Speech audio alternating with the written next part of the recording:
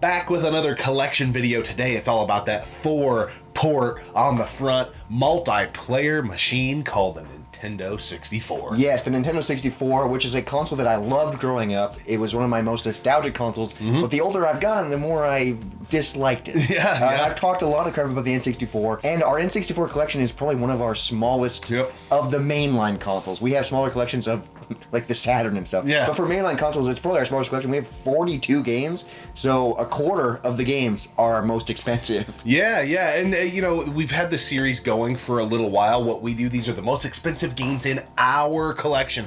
Inevitably, in every video we've done, somebody says, hey, you forgot about this game. No, we can't forget about something that we don't have when we're talking about the most expensive games in our collection. And this isn't in any way, shape, or form a bragging session of, oh, look what we have. People have asked, hey, we want to see your collection. So here we go, starting off with the 10th most expensive game in our collection. Something's gone wrong in the happy-go-lucky world of Nintendo. Introducing Super Smash Bros., where all your favorite characters go toe-to-toe in one 4-player star-studded slam fest, only on Nintendo 64. Nothing super fancy, an N64 staple, Super Smash Bros. Super Smash Bros. The introduction of Super Smash Bros. On the N64. This game's a staple. It's a little rough to go back to because the N64 is a little rough to go back to because of the graphics. But this game is so fun. The limited roster, but some of the most iconic Smash Bros. Maps started here. You know, it's a fun game. Comes in at 42, 44. Not bad for a loose copy. As much as I feel like the N64 is a little rougher to go back to comparatively to other generations, but there are some games on here, and I will call them out when they deserve called out, that do, in my opinion, stand the test of time very, very well. It is worth giving the N64 its due for some of the things that started during this generation, and you mentioned Smash Bros. Smash Bros. Was incredible. So a lot of the games we're going to talk about today are loose games because that's how we collect for the N64, and then we make custom cases. So these prices aren't going to be super wild, but we do have a few CIB things we're going to talk about. So moving on to number 9. Fasten your seatbelts for a 360-degree burnout. Precision handling for 1 to 4 drivers. New Mario Kart 64. It really kicks asphalt. Another freaking staple on the N64. Mario Kart 64. This is the Player's Choice Edition. And for some odd reason, the Player's Choice Edition is worth more money. And I don't know why. Probably because it didn't sell as much. I don't know. But it comes in at $43.50. Another staple, another fun game. Get 4 players together, play some freaking Mario Kart on the 64. It's a blast. And what's fun about the Mario Kart 64 is if you're good, you're good. Like, you'll win. It's not like the new games where there's rubber banding or like it helps assist you. No, I think if you know how to drift, you're locked in. Yeah, there is a little bit of rubber banding, but I don't think it's as prevalent. I think skill definitely. And I would say Mario Kart 64 is one of those games that has stood the test of time. When I play it, it feels as good as it's always felt. Really love the game. It's so fun. The Rock can't believe this little Rudy Pucciabroni has stolen all The Rock's signature moves. He walks like The Rock. He talks like The Rock. He's got the rock bottom, the people's elbow, the people's eyebrow. That's gimmick infringement. That ain't right. He's even got the millions and the millions of The Rock's fans playing this video game. The Rock, know your role and shut your mouth. Over 50 WWF superstars, all their signature moves and taunts. WrestleMania 2000. The Rock is going to take that little green bag, all those little video games, and stick them straight up your candy ass. THQ. Next game on the list is another game that I feel like has really stood the test of time well, and is arguably one of the best games of its kind of all time. And this is CIB. Yeah, this is a CIB copy. It's CIB variant. So we'll dive into that. And that's WrestleMania 2000. Comes in at $46.83 for a CIB copy. Cardboard, manual, game, and our version comes with a holographic card. Yes. Which I don't know. I tried looking it up. It sounds like only a select few games had those. So there are some CIB prices that don't include that, so our copy might be worth more because it has this. It's a weird holographic card that shows a little bit of gameplay. I didn't even know this existed until we dug out the box and I was like, whoa, that's cool. Yeah, and I, from what I know, I think there's only one variant of the card. Yeah, the card, yeah. But it's got 4 squares, one of them, so it's got like almost a lenticular finish, but I don't know if you guys remember when those sports cards came out that were like motion captured, and if you tilted them just right, like you could see a part of a play. That's kind of how this is. It shows Jericho walk out and do like the spin in his entrance. It shows Billy Gunn giving somebody the famous or Stone Cold stunning Triple H. And then a weird one shows Mankind when you tilted it, he shifts into the Undertaker. I think they were trying to show like a create a character thing, so you can like use different body types and stuff. Yeah. So, but it is cool because I didn't even know this existed. So that's really awesome. And then on top of that, WrestleMania 2000, arguably one of the best wrestling games of all time. Yeah. And this is still a game we go back to and play all the time on the N64. 4-player, it is just a blast. Yeah, absolutely. Even though I get my ass kicked every time because I don't know how to Irish whip. But it's such a fun game, and we got CID, baby. Grappling down C. I try, it's hard. Grappling down C. I stand eternally humbled by your glory. You can always tell who's been to the party. Mario Party 3. New characters, new adventure boards, and over 70 new minigames. You and your friends might want to get some rest. Mario Party 3, rated E for everyone. Number 7, it's a party. It's a Mario Party 3, baby. Let's It's a go. party, dude. Yeah. It is a party, and Mario Party 3 is probably one of the best Mario parties, in my opinion. The mini games are great, and this is a game that destroyed controllers. Wasn't it 2 that destroyed controllers? It's one of them. Yes, I think 2 was Two's the notorious one one. that you had to. Yeah. I think I could be wrong But on 3 that. definitely was putting some miles Yeah. on the freaking joystick. The joystick's not very powerful, but Mario Party 3, incredible. Loose copy comes in at $50. This is another staple, and I think another must-own if you have an N64. It's just another great get 4 people together. Let's freaking play a board game. Yeah, on the N64. I like Mario Party 3. I don't know enough about the other Mario Parties to know if it's one of the best. It's the one that I played the most as a kid, so that's the one I have. I don't have 1 or 2. I also don't play Mario Party a ton. Yeah, me not a neither. big fan of it, but 3 is still fun to go back to. Absolutely. Main control system rebooted. Automatic system restoration activated. Simultaneously installing new system. All systems reinitialization complete. Have returned. Number 6 on the list, coming in at $50.66. Ooh, the devil. A game that I don't hear much about on the N64, and that is Star Soldier. Yes. A traditional spaceship shooter. I think the only one of its kind on the N64. I think the only one on the N64, and it's actually a pretty good shooter. This is a game that not a lot of people talk about because there wasn't any shooters on the N64, Yeah. and the shooters were on like PS1 and all this stuff. Star Soldier's fun. Yeah, I don't think it's the greatest blow your mind spaceship shooter ever. Ton of three-dimensional shooters on the N64 with the Star Wars game Star Fox 64. yeah, all that. like that type of We're stuff. talking the straight-up old shmup. school shmup. Yep. And Star Soldier is awesome. So if you're looking for something like that on the N64, obviously you can watch this video and see a little bit of gameplay as we're jibber-jabbering. But I do think it's one to check out. And for $50, It's a low price. there are $50 shooters that are definitely better than this. But if you're loving your N64 and playing the hell out of it, I think it's a must-own on the Yes, console. and it's a game that we've already, like we've mentioned, that doesn't get talked about a ton. Yeah. So I think it's kind of a hidden gem, if you will, on the N64. Due to the graphic nature of this program, viewer discretion is advised.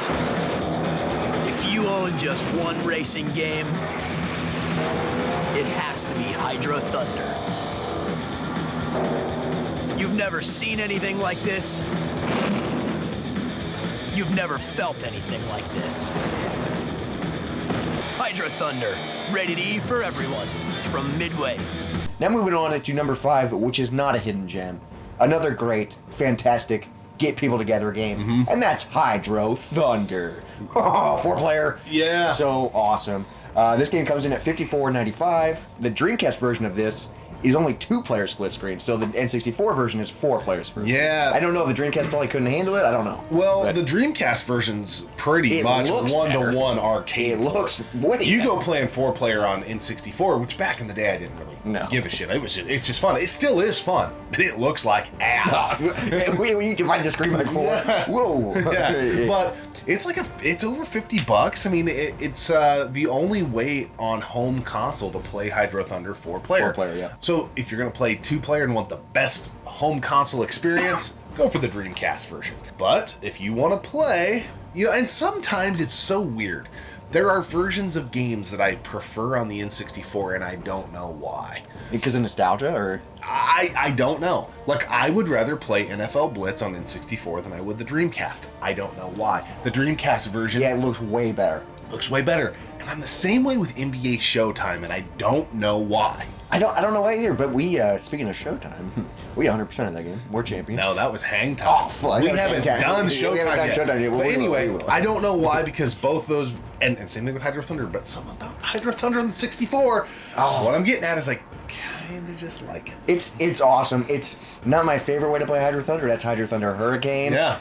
That's modern 4-player, modern-ish. But if you want to play old school regular Hydro Thunder, 4-player N64, this is a freaking banger. And I think it's another like must-known N64 title because it's just fantastic. Yeah. Water churning, tide turning, sun burning, wave crashing, head bashing, ride, gliding, colliding, high flying, fish frying, eye crossing, cookie tossing, snaking, quaking, booty shaking, scrolling, controlling, rock and rolling, wave race 64, the first jetting, sweating in your face race for Nintendo 64. Strap on that seahorse and ride. From one watery, soaked experience to another.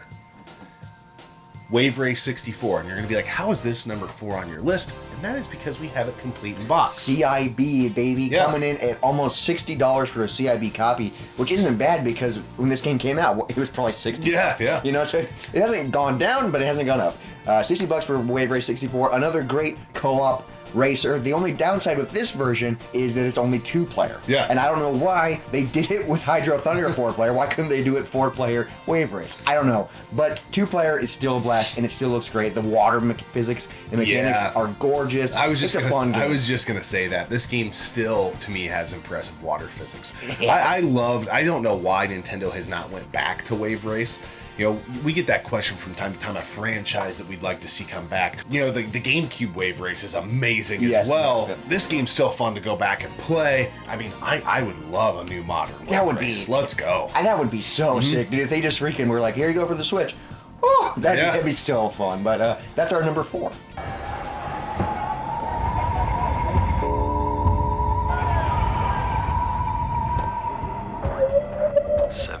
Hours. One home.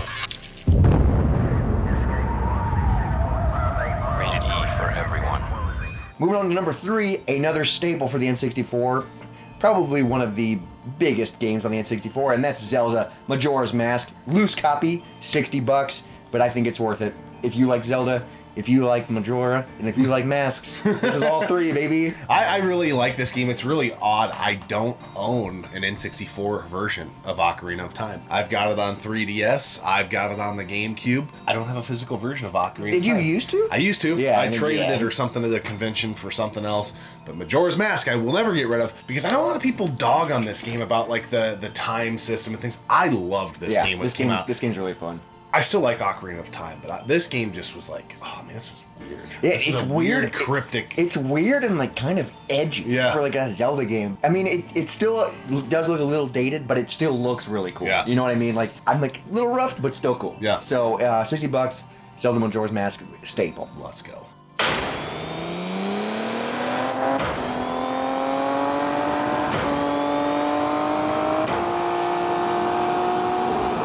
Diddy Kong Racing.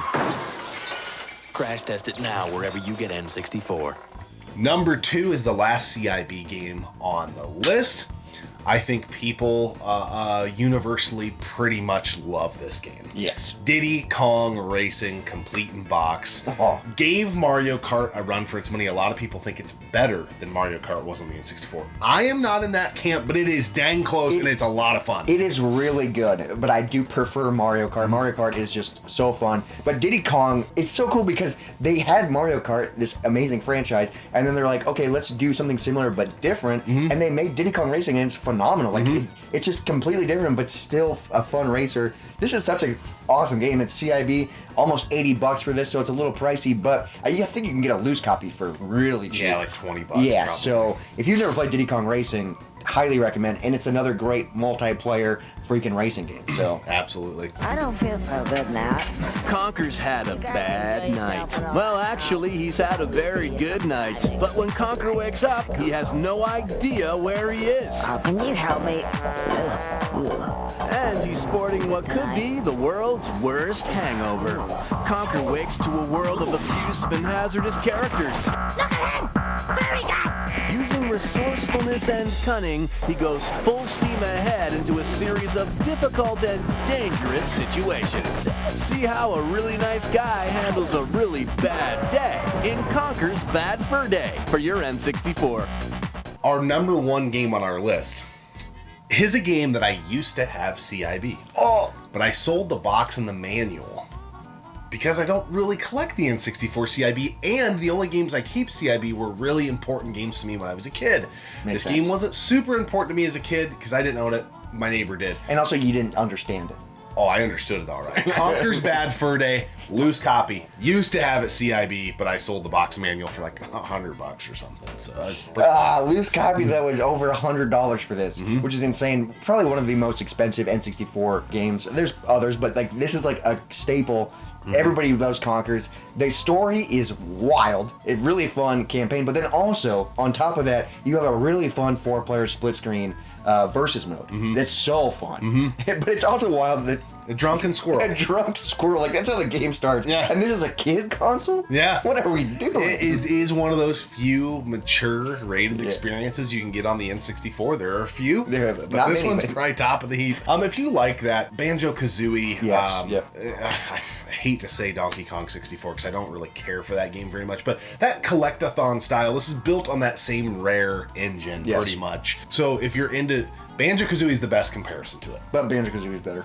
No, but Conker's Bad Fur Day is really fun, and it needs to be played. I'm not quite sure. I think a few of these games we talked about today are available on the Nintendo Switch. I'm not sure exactly which ones, and I don't think Conker's is. Yeah, I don't think because it was a Rare game. I think it is on that Rare Replay, though. Oh, okay, for the Xbox and stuff like that? Yeah, so if it's something you just want to try and don't have an N64, there is a way to play it, I think, at a pretty affordable It's wild that it's over $100 just for a loose card, but I think it's just that well sought after. Yeah. You know, and probably people that were playing it were pouring beer on the cartridge. That's why it was so expensive. Well, it was very late in the N64's life cycle that came out. Because I remember when my buddy up the street got it, it was already, I had already gotten a Dreamcast, I think. Now, I don't know that that's when it came out, but that's when he got it. Yeah, so he got late to the party. Yeah. But that's our list. Freaking 10, a quarter of our N64 collection, the 10 most expensive, comes in at almost $600 for all these.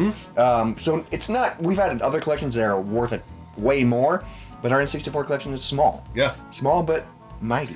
It is, and it's just a console we don't fire up a ton. I say that, and we 100%ed NBA Hang Time this year. Hang Time. And we play the wrestling games and stuff, but it's not the most played console in the collection, so that's why it's one of the smaller Yes, collections. but these games are fun, and I don't think we spent this amount of money on getting these copies. We either got them for super cheap, traded, flipped our way to them. So I've had a lot of these since I was young. Yeah, since when you were a kid. Yeah.